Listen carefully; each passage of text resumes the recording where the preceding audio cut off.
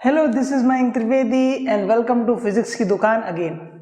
तो जैसा कि हम लोगों ने इलेक्ट्रोस्टैटिक की सीरीज़ अभी कंप्लीट करी है कुछ दिनों पहले, आज मैं काफ़ी दिन बाद आया हूँ यूट्यूब पे। तो इलेक्ट्रोस्टैटिक्स हम लोग कंप्लीट कर चुके हैं, ठीक है। तो आज जो चैप्टर हम लोग कंप्लीट करने वाले हैं उसका नाम है अल्टरनेटिंग करंट। इसकी काफ़ी ज़्यादा डिमांड आई है बच्चों से, तो इस चैप्टर को मैं पहले कवर करूँगा। तो सबसे पहले इस चैप्टर का थोड़ा सा इंट्रोडक्शन देते हैं। ये जो चैप्टर है अल्टरनेटिंग करंट, अल्टरनेट का मतलब आपको समझ में आता है कि कोई चीज़ जो लगातार ना हो, है ना। तो जैसे मान लें अल्टरनेटिंग करंट की बात कर रहे हैं, तो इससे पहले हम लोग डायरेक्ट करंट की बात करते हैं जो बेसिकली एक सेल से या किसी बैटरी से हमको मिलता है, ठीक है। अगर हम लोग अल्टरनेटिंग करंट की बात करें तो हम लोग कैसे बात करेंगे इसकी अल्टरनेटिंग करंट की। तो ऐसा करंट जो यूनी डायरेक्शनल हो, कैसा हो, यूनी डायरेक्शनल हो, और साथ ही साथ यूनी डायरेक्शनल के साथ ही साथ कुछ कंडीशन और है कि ये अल्टरनेट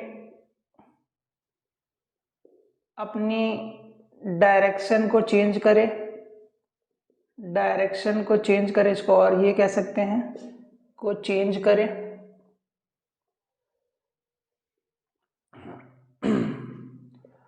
और ये जो करंट होता है कि जैसे कि ये अल्टरनेटिंग करंट होता है उसमें क्या होता है, ये अपनी डायरेक्शन को चेंज कर रहा होता है। तो इसका मतलब क्या है, ये पॉजिटिव भी हो सकता है और निगेटिव भी हो सकता है, ठीक है। एक साथ दोनों चीज़ें हो सकता है, पॉजिटिव भी हो सकता है और ये निगेटिव भी हो सकता है। और एक कंडीशन होती है अल्टरनेटिंग करंट होने की कि इसका जो एम्पलीट्यूड होता है, एम्पलीट्यूड ये हमेशा कांस्टेंट होता है, ठीक है। इसका मतलब क्या है कि अगर हम लोग इसको अल्टरनेटिंग करंट को समझना चाहते हैं तो सबसे पहले तो हमको ये समझना पड़ेगा ये साइन कर्व से या कॉस कर्व से हमको दिखाया जाता है, ठीक है। तो इसको या तो हम लोग ऐसे डिफाइन कर लेते हैं I बराबर आई नॉट साइन ओमेगा टी, या तो हम लोग इसको डिफाइन कर लेते हैं I बराबर आई नॉट कॉस ओमेगा टी। तो हम लोग इसको साइन कर्व से या कोसाइन कर्व से दिखा सकते हैं, क्योंकि ये जो है ये दोनों पीरियोडिक फंक्शन है और टाइम के साथ ये चेंज होते रहते हैं, ठीक है। तो इसलिए इसका इस्तेमाल अल्टरनेटिंग करंट को दिखाने के लिए किया जाता है। अगर हम पहले के अकॉर्डिंग देखें तो जो इसका ग्राफ बनेगा टाइम के साथ करंट का, अगर इधर करंट ले दें और इधर टाइम ले लें तो इसका ग्राफ कुछ ऐसा बनेगा जैसा कि एक साइन का ग्राफ होता है, जिसमें अगर हम लोग ये टाइम 0 मान लें, ये टाइम t मान लें, ये टाइम t/2 मान लें, तो t is the time period. t क्या होगा, t होगा टाइम पीरियड, ठीक है। t टाइम पीरियड हो जाएगा। अगर हम लोग यहाँ पे ये जो ओमेगा लिखा है, ओमेगा जो होता है ये होता है एंगुलर फ्रिक्वेंसी, ठीक है। बेसिकली फ्रिक्वेंसी है एंगुलर फ्रिक्वेंसी।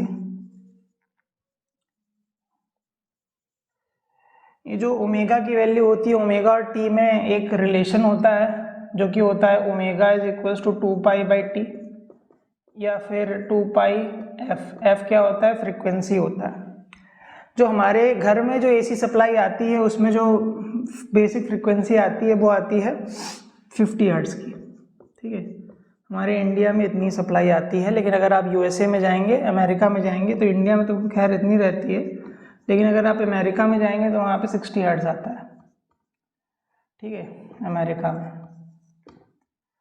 तो ये हमको चीज़ें याद रखनी है। वैसे तो ये तो एक जनरल नॉलेज की बात है, ये कोई पूछेगा नहीं आपसे कि यूएसए में कितनी होती है कि इंडिया में कितनी होती है। तो याद रखने वाली बात क्या है, याद रखने वाली बात ये है कि इसको हम लोग साइन कर्व या कोसाइन कर्व से दिखाते हैं, ठीक है। और इसका टाइम पीरियड जो होता है उसको कैसे डिफाइन करोगे, एक कंप्लीट ऑस्किलेशन के लिए जो होगा, एक कंप्लीट वेव के लिए जो टाइम पीरियड लगेगा उसे हम लोग टाइम पीरियड कहते हैं। फ्रीक्वेंसी क्या होता है कि एक सेकेंड में कितने ऑस्किलेशन कर रहा है, दिस इज कॉल्ड फ्रीक्वेंसी, ठीक है। और यहाँ पे जो आई नॉट लिखा है इसको भी हम लोग डिफाइन करते हैं। तो आई नॉट क्या होता है, यहाँ पे आई नॉट होता है, I nought is the peak value. Peak value मतलब जो इसकी मैक्सिमम वैल्यू होगी इस करंट की, उसे आई नॉट से हम लोग दर्शाएंगे। जैसे अगर हम लोग इसकी बात करें तो this is the peak value, this is I not, ठीक है, तो इसे हम लोग पीक वैल्यू कहेंगे। अब जैसा कि हमने आपसे कहा कि इसका एम्पलीट्यूड कांस्टेंट होता है, तो एम्पलीट्यूड कांस्टेंट का मतलब क्या है कि अगर हमारे पास कोई एक ग्राफ बना है ऐसा, ठीक है, तो यहाँ पे क्या ये अल्टरनेटिंग करंट का ग्राफ है? अगर ये करंट है और ये टाइम है तो हम लोग कहेंगे नहीं, क्योंकि पहली बात तो इसमें जो करंट की वैल्यू है उसमें क्या हो रहा है कि अल्टरनेट पॉजिटिव निगेटिव होना चाहिए। देखो ये पॉजिटिव है फिर पॉजिटिव हो गया, तो अल्टरनेट पॉजिटिव निगेटिव यहाँ पे नहीं हो रहा है, ठीक है। दूसरी बात तो ये इसका एम्पलीट्यूड डिक्रीज कर रहा है टाइम के साथ, तो ये अल्टरनेटिव करंट का ग्राफ नहीं हो सकता, ठीक है। तो ये हमको याद रखना है। जैसे ये ग्राफ दिया है आपको ऐसा करके, ये अल्टरनेटिंग करंट का ग्राफ है, क्योंकि ये पॉजिटिव हुआ निगेटिव हुआ पॉजिटिव हुआ निगेटिव हुआ ऐसा चल रहा है, ठीक है। ये भी अल्टरनेटिंग करंट का ग्राफ है, ठीक है। कई बार साइन वेव्स की फॉर्म में, जैसे ट्रायंगुलर वेव्स की फॉर्म में भी ये दिखाए जाते हैं, ठीक है। तो ऐसा भी अगर आपको कर्व दिख रहा है तो वो भी, उसको भी आप अल्टरनेटिंग करंट कह सकते हो। बस आपको याद ये रखना है कि इसका एम्पलीट्यूड बढ़ना या घटना नहीं चाहिए, हमेशा एम्पलीट्यूड को फिक्स रहना चाहिए, ठीक है। तो ये बात हमारी बेसिक हो गई कि अल्टरनेटिंग करंट क्या होता है, उसको कैसे हम लोग दर्शाते हैं, कैसे डिफाइन करते हैं, ठीक है। और उसके बाद उसके लिए कंडीशन क्या क्या है, कंडीशन क्या है, यूनि डायरेक्शनल होना चाहिए, पॉजिटिव निगेटिव होते रहना चाहिए और एम्पलीट्यूड कांस्टेंट होना चाहिए। हमारे घर में जो फ्रीक्वेंसी आती है वो 50 हर्ट्ज की होती है। ये सब बातें आपको याद रखनी होगी। और यहाँ पे आई नॉट क्या है, I nought is the peak value, ठीक है। चलिए आगे बढ़ते हैं।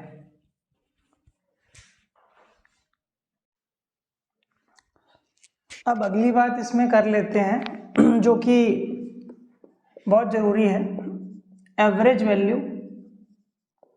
Of current. इससे कई बार डायरेक्ट क्वेश्चन आता है, बोर्ड्स में भी आता है और नीट का तो ये फेवरेट टॉपिक है। खैर, तो एवरेज वैल्यू ऑफ करंट कैसे निकालते हैं? मान लेते हैं कि जैसे आपसे कभी ये पूछा जाए कि ये बताओ एवरेज स्पीड कैसे निकालोगे, तो आप ये सीधे सीधे कहते हो कि एवरेज स्पीड निकालने के लिए क्या करते थे आप, एवरेज स्पीड निकालने के लिए टोटल डिस्टेंस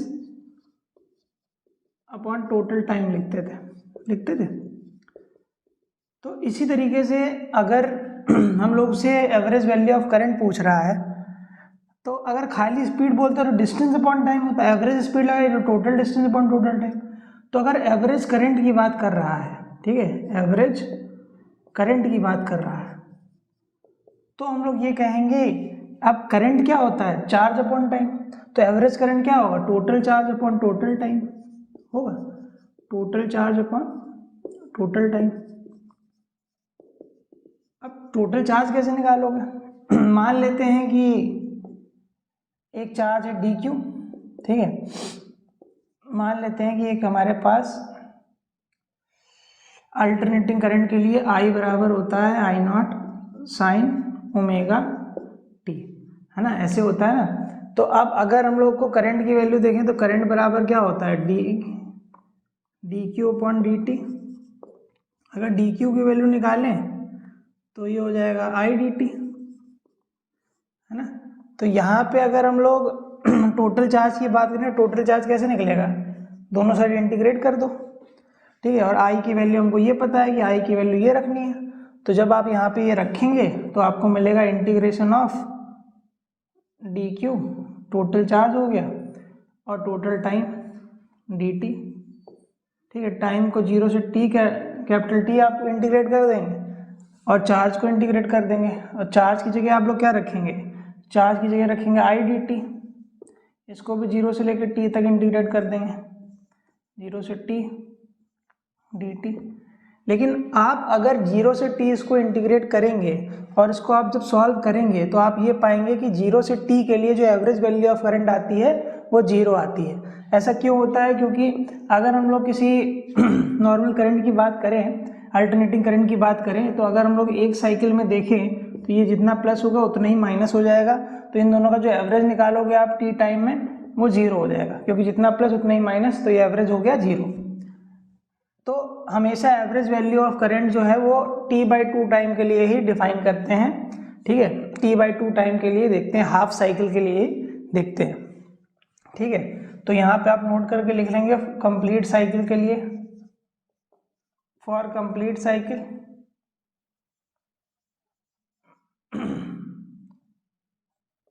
जो आई एवरेज होगा वो 0 के बराबर होगा। ठीक है, तो इसको आप सॉल्व इसके लिए करेंगे तो 0 ही आएगा। अब अगर आपसे ये पूछ रहा है कि ये बताइए कि हाफ साइकिल के लिए कितना होगा, तो आप इसको हाफ साइकिल के लिए इंटीग्रेट कर देंगे, t/2 तक कर देंगे, आई की जगह रख देंगे I0 sin ओमेगा t, और ये dt डिवाइड बाई क्या हो जाएगा dt 0 से t। अब I0 तो बाहर हो जाएगा क्योंकि तो पीक वैल्यू तो कांस्टेंट रहेगी, और साइन ओमेगा टी का करेंगे इंटीग्रेशन, तो साइन ओमेगा टी का इंटीग्रेशन होता है कॉस ओमेगा टी, है ना। साइन ओमेगा टी का इंटीग्रेशन क्या होता है कॉस ओमेगा टी। अब और यहाँ पे लिमिट लगी है 0 से t/2, और कॉस ओमेगा टी आएगा और नीचे ओमेगा भी आएगा, और ये dt का करोगे तो सीधे सीधे आपको t मिल जाएगा।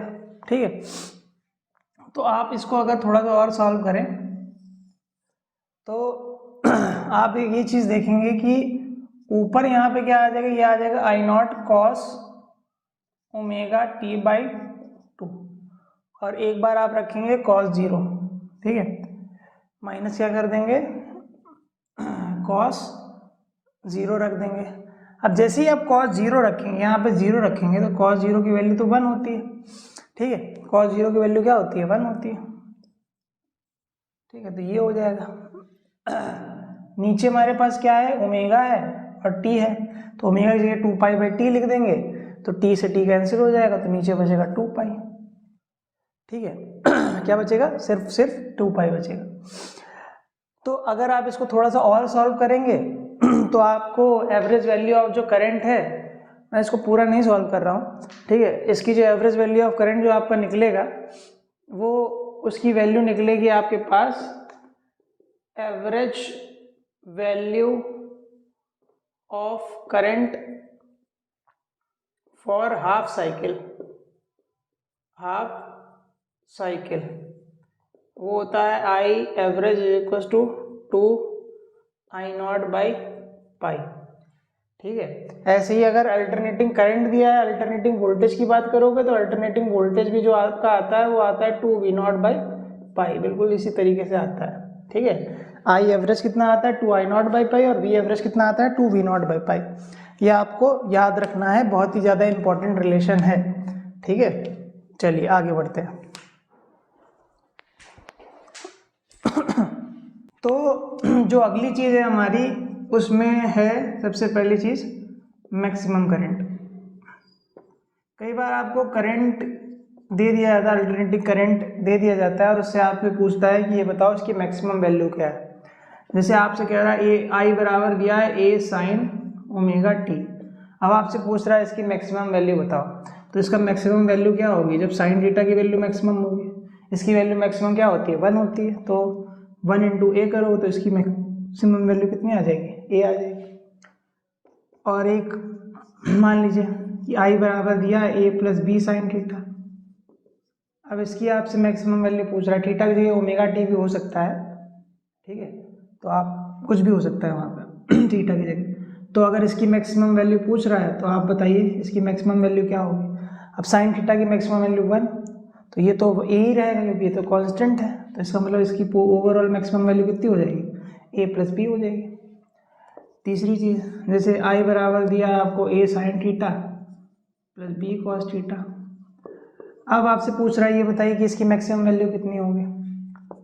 तो इसकी जो मैक्सिमम वैल्यू डिफाइंड होती है वो होती है √a² + b²। ठीक है, आपको ये याद रखना है। ठीक है, और मिनिमम वैल्यू अगर पूछता है इसकी तो मिनिमम वैल्यू हो जाती है -a² + b²। ठीक है, तो ये आपको याद रखनी है। तो ये मैक्सिमम वैल्यू वाले कॉन्सेप्ट कई बार काम आते हैं, तो इसको आपको याद रखना है। अभी एक तरीके का और आ सकता है, जैसे आपको लिखा है मान लेते हैं आई बराबर a sin² थीटा। ठीक, तो अब ये भी आपको पता है कि जो sin² थीटा की जो मैक्सिमम वैल्यू होती है वो क्या होती है 1 होती है, तो इसकी भी मैक्सिमम वैल्यू क्या होगी a होगी। ठीक है, तो ये इंपॉर्टेंट चीज़ है, इसको आपको याद रखना है। अगली चीज़ अगर हम लोग बात करें तो वो आती है RMS value, RMS value of current. RMS value of current क्या होता है? ठीक है, आरएमएस का फुल फॉर्म होता है root mean square value of current. ठीक है, तो इसको हम लोग को पीछे से लेके चलना है, स्क्वायर करो, मीन करो और रूट निकालो। मतलब अगर आपके पास कोई करंट दिया है I बराबर आई नॉट साइन ओमेगा टी, तो सबसे पहले आपको स्क्वायर करना है, तो I का स्क्वायर करेंगे पहले, तो क्या हो जाएगा I nought square sine square omega T. उसके बाद क्या कर देंगे, मीन निकाल लेंगे। ठीक है, ऐसे जितने भी करंट होंगे उसका मीन, इसका मीन क्या होगा, अब जैसे मीन का मतलब क्या है कि वही जैसे हम लोग वो निकालते थे एवरेज करंट, वही करना है यहाँ पे आपको। आपको क्या कर देना है, इसका हमको कर देना है इंटीग्रेशन डी टी के रिस्पेक्ट में, sign square omega T D T divide by D T. ठीक है, 0 से लेके टी तक इंटीग्रेट इसको कर देंगे, तो ये इसका मीन निकला है। उसके बाद मीन निकालने के बाद आपको क्या कर देना है, इसका रूट ले लेना है, तो आई स्क्वायर, अब इसका कर देंगे रूट। ठीक है, एवरेज निकालने के बाद इसका कर देंगे रूट। ठीक है, तो एवरेज निकालने के बाद इसको एवरेज के लिए ऊपर साइन बार टाइप का ऐसे लगा देते हैं। जब आप रूट लेंगे और इसको सॉल्व करेंगे तो जो इसकी ये जो आरएमएस वैल्यू आती है वो आती है आई नॉट अपॉन रूट 2। ठीक है, ये आपको याद रखना है। ठीक है, इसकी जो आरएमएस वैल्यू आती है वो आती है आई नॉट बाई रूट 2। ऐसे ही अगर वोल्टेज की आरएमएस वैल्यू पूछेगा तो वोल्टेज की आरएमएस वैल्यू कितनी होगी, तो ये हो जाएगी वी नॉट बाई रूट 2। ठीक है, तो ये बहुत ही ज़्यादा इम्पॉर्टेंट है जो हमको याद रखना है। ठीक है, तो जो भी वैल्यूज़ हमारे घर में आती हैं, जैसे 220 वोल्ट दिया है तो दैट 220 इज़ आरएमएस वैल्यू। ठीक है, वो जो 220 वोल्ट आपको वैल्यू दी रहती है, जो घर पे वोल्टेज आता है, वो बेसिकली आरएमएस वैल्यू ही दी जाती है। ठीक है, तो उसको आप अगर आपको पीक वैल्यू निकालना है तो उसको रूट 2 से मल्टीप्लाई कर देंगे तो अप्रॉक्सीमेटली 313 वोल्ट के अप्रॉक्सीमेटली आ जाएगा। ठीक है, जो कि आपको याद रखना है। ठीक है, चलिए आगे बढ़ते हैं।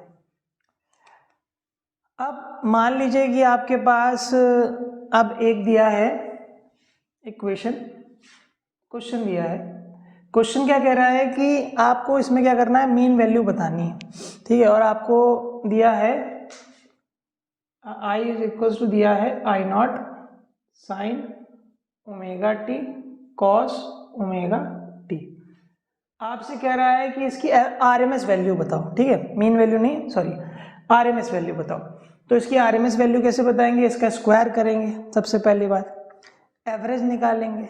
ठीक है, पहले करोगे स्क्वायर। ठीक है, स्क्वायर कर दिया, I nought square sine square omega T cos square omega T. ठीक है, पहले तो हम लोगों ने इसका स्क्वायर कर दिया, उसके बाद इसका एवरेज निकाल लेंगे। अब एवरेज निकालने के लिए मैं आपको एक तरीका बता रहा हूँ। देखो, ये तो कांस्टेंट है, तो किसी कांस्टेंट का एवरेज वही रहता है। साइन स्क्वायर थीटा है, साइन स्क्वायर थीटा का एवरेज वैल्यू होती है 1/2, ये आपको याद रखनी है। अगर आपको ऐसे नहीं याद हो रहा है, ठीक है, तो आप ऐसे भी कर सकते हो, इस क्वेश्चन को थोड़ा सा चेंज करके भी कर सकते हो।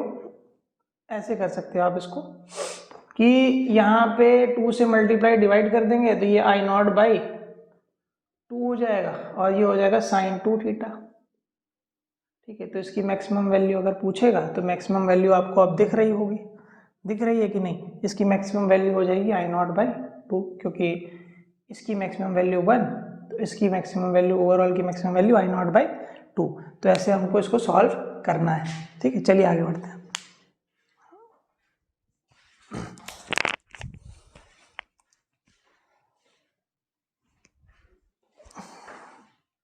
अगली चीज जो आती है वो आती है measurement of AC. Measurement of AC, alternating current की मेजरमेंट कैसे होती है। जब हम लोग डायरेक्ट करंट पढ़ते हैं तो डायरेक्ट करंट की मेजरमेंट के लिए हम लोग बेसिकली एमीटर का इस्तेमाल करते हैं। ठीक है, तो जिससे हम लोग करंट की वैल्यू निकाल लेते हैं। लेकिन वो जो एमीटर होता है वो किस प्रिंसिपल पे बेस्ड होता है, वो उसका प्रिंसिपल होता है वो magnetic effect of electric current पे बेस्ड होता है। लेकिन अगर हमको कभी भी एसी करंट को मेज़र करना है तो हमको एक ऐसा एमीटर इस्तेमाल करना पड़ेगा जो heating effect of electric current पे बेस्ड हो, जिसे हम लोग हॉट वायर एमीटर कहते हैं। ठीक है। तो अगर हम लोग AC और DC के लिए दो पार्ट में हम लोग अगर बांट दें, तो अगर हमको AC को DC को नापना है तो DC के लिए तो नॉर्मल जो मूविंग कॉइल वाला जो होता है एमीटर, ठीक है, मूविंग कॉइल इंस्ट्रूमेंट, ठीक है, यहाँ पे इस्तेमाल करते हैं। अगर हम लोग AC की बात करेंगे तो यहाँ पे हॉट वायर वाला इंस्ट्रूमेंट इस्तेमाल करते हैं, ठीक है, हॉट वायर इंस्ट्रूमेंट इस्तेमाल करते हैं। उसके बाद अगर हम लोग किसी DC की बात करते हैं, है ना, तो DC में क्या होता है कि इसमें क्या होता है, ये जो इंस्ट्रूमेंट होता है वो किस पे बेस्ड होता है, इसका इंस्ट्रूमेंट बेस्ड होता है magnetic effect of electric current पे, magnetic effect of electric current, ठीक है। तो magnetic effect of electric current पे बेस्ड होता है। और ये वाला जो होता है ये होता है heating effect of electric current पे, heating effect of electric current, ठीक है, ये बेस्ड होता है heating effect of electric current पे, ठीक है। तो यहाँ पे क्या होता है, इसकी हेल्प से ये जो DC वाला होता है, ठीक है, इससे हम लोग AC वाला नहीं नाप सकते हैं, AC वाला करंट नहीं नाप सकते हैं, लेकिन ये जो AC वाला एमीटर होता है, ठीक है, इससे हम लोग AC भी नाप सकते हैं और DC भी नाप सकते हैं, दोनों नाप सकते हैं। इसमें जो होता है, इसमें जो डिफ्लेक्शन आता है, जो भी जैसे मूविंग कॉइल गैल्वेनोमीटर इस्तेमाल किया या एमीटर इस्तेमाल किया, तो उसमें जो डिफ्लेक्शन होता है वो डायरेक्टली प्रोपोर्शनल टू करंट होता है, ठीक है। और यहाँ पे जो डिफ्लेक्शन आता है थीटा की वैल्यू वो directly proportional to I square के आता है, ठीक है। तो इससे रिलेटेड एक बार क्वेश्चन आया था नीट में। कैसा क्वेश्चन आया था कि हमारे पास दो स्केल दिए थे, एक हमारे पास स्केल दिया था 1 2 3 ऐसे करके, ठीक है, 0 1 2 3 4 5 6 7 8 ऐसे करके दिया था। और दूसरा एक स्केल दिया था हमारे पास 1 2 3, थोड़ा सा इसको दूर दूर बना लेते हैं। अगर इसको हम लोग थोड़ा सा और सही से बनाएं तो हम लोग ये इसको कर सकते हैं कि एक हमको दूसरा दिया था स्केल 1 2 3 4 ऐसे दिए थे इसमें स्केल्स, 0 ये हो गया 2, ये हो गया मान लीजिए 8, ये हो गया 16 मान लीजिए, ठीक है। तो आपको एक दूसरा स्केल दिया है, तो आपसे पूछ रहा है कि इन दोनों में से ये बताइए कि कौन सा AC के लिए स्केल इस्तेमाल होगा, ठीक है, AC के लिए कौन सा स्केल हमको इस्तेमाल करना पड़ेगा अगर हमको करंट नापना है तो, ठीक है। तो अगर हम लोग इसकी बात करें तो यहाँ पे जो करंट की वैल्यू है अगर इससे नापेंगे तो यहाँ पे थीटा की value directly proportional to I है, ठीक है, जैसे 1 है 2 है 3 है 4 है, ठीक है, तो वैसे वैसे थीटा बढ़ेगा। यहाँ पे क्या है कि ये जो स्केल है ये अकॉर्डिंग टू I स्क्वायर ऐसे टाइप से डिवाइड है, ठीक है। तो यहाँ पे क्या है, यहाँ पे थीटा जो है वो I स्क्वायर के डायरेक्टली प्रोपोर्शनल है, ठीक है, जो हमको याद रखना है।